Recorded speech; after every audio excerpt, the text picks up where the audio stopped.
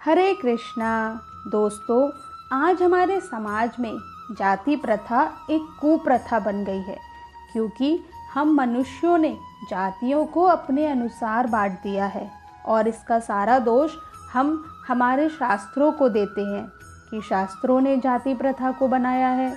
दोस्तों, यह जाति प्रथा केवल भारत में या सनातन धर्म में ही नहीं है, बल्कि यह तो दुनिया के हर एक कोने में और हर एक धर्म में है।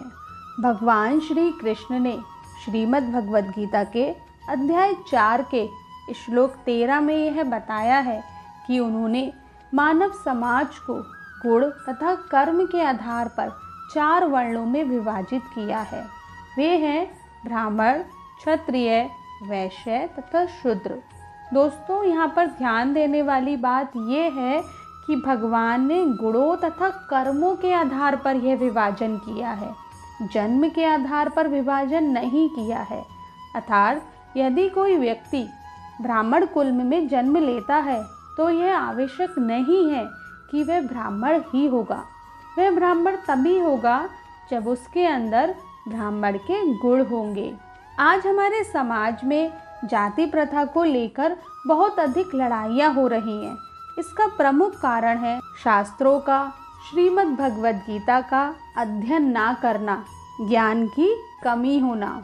हम मनुष्यों ने मानव समाज की सभी जातियों को जन्म के आधार पर बांट दिया है कि शूद्र कुल में उत्पन्न व्यक्ति शूद्र ही होगा या ब्राह्मण कुल में उत्पन्न व्यक्ति ब्राह्मण ही होगा, जबकि भगवान श्री कृष्ण के अनुसार मानव समाज गुण तथा कर्मों के आधार पर बांटा गया है, जन्म के आधार पर नहीं बांटा है।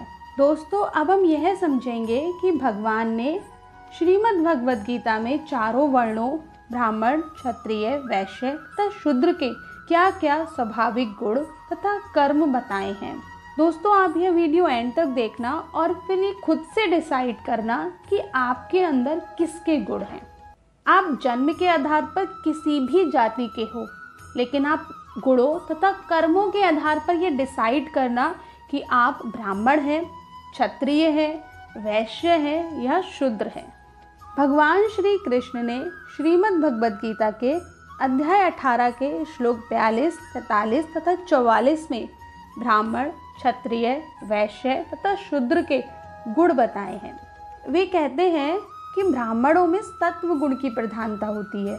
सतोगुण अर्थात अच्छाई का गुण मनुष्य को संतुष्ट, दानी, दयालु और शांत बनाते हैं। उनका मुख्य कार्य तपस्या करना, मन की शुद्धि का अभ्यास करना, भक्ति करना, शास्त्रों का अध्ययन करना, सभी को शास्त्रों का ज्ञान देना होता है।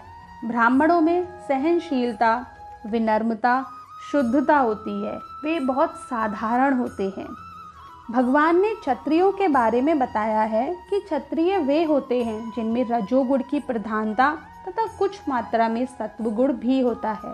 रजोगुण की वजह से मनुष्य के अंदर असीम सांसारिक भौतिक इच्छाएं, आकर्षण, अनियंत्रित इच्छा, लालसा एवं लोभ उत्पन्न होता है।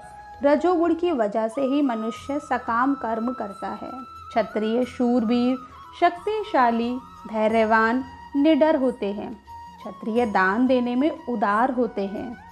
वे युद्ध को छोड़कर कभी भी नहीं भागते, चाहे उनके शत्रु कितने भी शक्तिशाली क्यों ना हो। क्षत्रियों की रुचि प्रशासन संबंधी कार्यों में होती है। दोस्तों, भगवान ने वैश्य के बारे में बताया है कि वैश्य में रजोगुण की प्रधानता होती है और कुछ मात्रा में तमोगुण भी होता है। तमोगुण मनुष्य के अंदर अज्ञानता, मोह तथा पागलपन उत्पन्न करता है। तमोगुण आलस्य और नींद के द्वारा जीवों को भ्रमित करता है। वैश्य का प्रमुख कार्य कृषि, गोपालन तथा व्यापार करना होता है। भगवान ने शूद्रों के बारे में बताया है कि शूद्रों में तमोगुण की प्रधानता होती है। शूद्रों का कार्य श्रम तथा अन्यों की सेवा करना होता है। दोस्तों, यदि किसी व्यक्ति में ब्राह्मण के स्वाभाविक गुण हैं और उसने क्षत्रिय, वैश्य या शूद्र वर्ण में जन्म लिया है, तब भी वह वैदिक समाज में एक ब्राह्मण की तरह ही एक्सेप्ट किया जाएगा।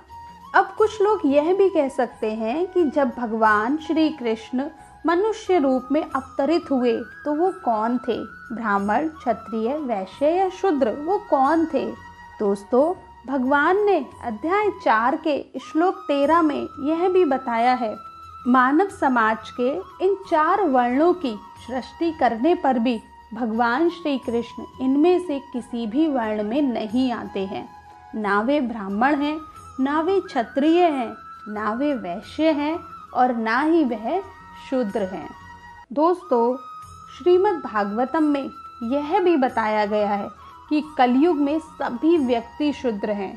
यदि मानव समाज के सभी व्यक्ति श्रीमद् भगवद गीता के इस ज्ञान को अच्छे से समझ लेंगे तो मानव समाज में जाति प्रथा को लेकर जितनी भी लड़ाइयाँ और झगड़े हो रहे हैं वह सब समाप्त हो जाएंगे। राधे राधे।